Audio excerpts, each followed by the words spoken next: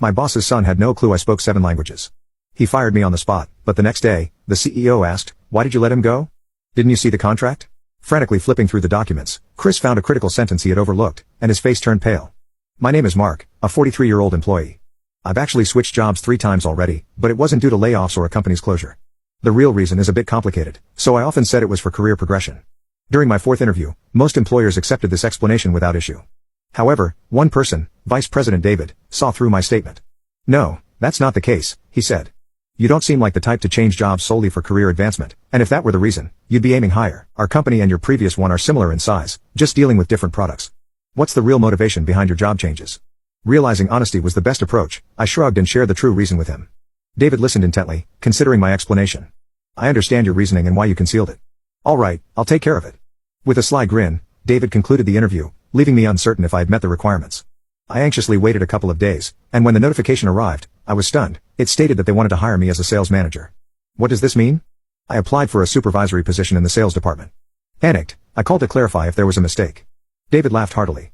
"The current sales manager is about to retire. Given your background, Mark, there's no issue with you taking his place. Furthermore, a manager's role is to lead, not to be led. You understand what I mean, right?" Comprehending David's reasoning, I gratefully accepted the job offer. The workplace I joined was not at all uncomfortable.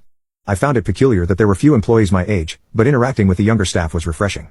Even though I entered with a managerial status, I anticipated facing challenges with the transition, but there were no issues whatsoever. My younger leadership style was preferred by my team, who valued my openness to new ideas. However, one individual, Chris, took issue with my approach when I started giving orders after the previous sales manager's retirement. Chris openly criticized me, insisting that I should have sought his instructions before submitting the monthly business negotiation reports to the executive meeting. The other executives were puzzled by Chris's complaint, and I had no choice but to ask him directly what instructions he was referring to. Feeling frustrated, Chris unleashed a barrage of complaints towards me. He warned, "You were new to the role, like an inexperienced driver. Before you make any decisions, check with me or the other executives first." Comparing my extensive experience to a rookie driver was quite a stretch. As I pondered how to respond, David skillfully intervened. David vouched for me, stating that my predecessor, EVP Chris, endorsed me. He also mentioned that the sales staff found me easier to work with. Now convinced, the other executives agreed, but President John remained dissatisfied. Chris faced reprimand for his outburst. John advised, talented people can't perform well if constantly second-guessed. Moving forward, he stated that the sales department would handle all negotiations. Mark understood and seemed ready to take on the responsibility. However, it appeared Chris was frustrated that David and John had backed me up, as he began causing minor disruptions across the department. How many times has this happened now? I wondered. I noticed a growing sense of frustration on my team's faces. Lately, it seemed like we were constantly facing small but persistent obstacles, samples for negotiations arriving late or promotional material going missing. Even though the sales department handles the negotiations, we rely heavily on the support of other departments like materials and general affairs. Lately, that support has been lacking. I believe the root of the issue lies with Chris. Each department has its own supervisors, but no one seems to go against Chris's directives. Whenever he instructs them to delay samples or prioritize other orders, they comply. I can't entirely blame them, but it would have been helpful if they had at least informed the sales team ahead of time.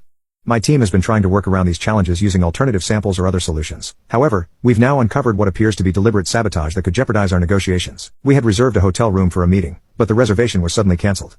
When we followed up with the hotel, they told us that someone from our company had cancelled it. I have no doubt that Chris is behind this. Confronting Chris directly was the only way to address the sabotage and prevent further delays in the negotiations. Despite his denials, the evidence clearly pointed to his involvement in the last-minute hotel room cancellation. Determined to uncover the truth, I entered his office ready to confront him. As expected, he claimed ignorance, blaming it on a simple mistake by my team. However, the facts didn't align with his story. The sudden cancellation, the limited knowledge of the room details, and the finance department's connection to Chris all suggested his culpability.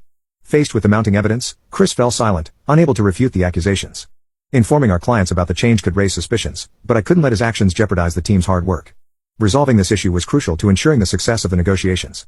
I recognized the significance of the upcoming negotiation, so I chose to prioritize securing its successful completion over confronting Chris more forcefully. This negotiation is crucial, and any further interference from you will leave me no choice but to escalate the matter to the president. I can provide the recorded call as evidence at the executive meeting. Although Chris appeared to back down, I couldn't dismiss the possibility of him continuing his disruptive actions. True to my concerns, he decided to usurp control of the negotiation at the worst possible moment.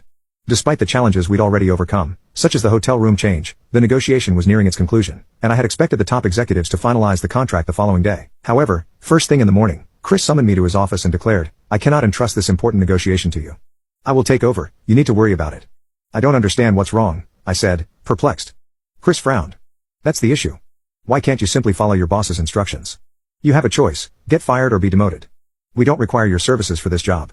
I was taken aback. Tomorrow was the final stage of the negotiations, and Chris's demand to take over the situation left me speechless. I never anticipated such an emotional outburst from him. What's the problem? You're being punished for outshining me, Chris said, revealing his jealousy. Chris, being the same age as me, couldn't tolerate my success. He had been secretly sabotaging me, and now, seeing me close to sealing the deal, he decided to act directly. When I remained silent, Chris spoke with a gleeful expression. You are getting arrogant just because you can speak English, right? Your resume shows you've worked at 3 different trading companies. We have plenty of people who can speak English at your level. I almost asked how he knew the details of my resume, but then I realized that. Now you can watch the second part by pressing share and more.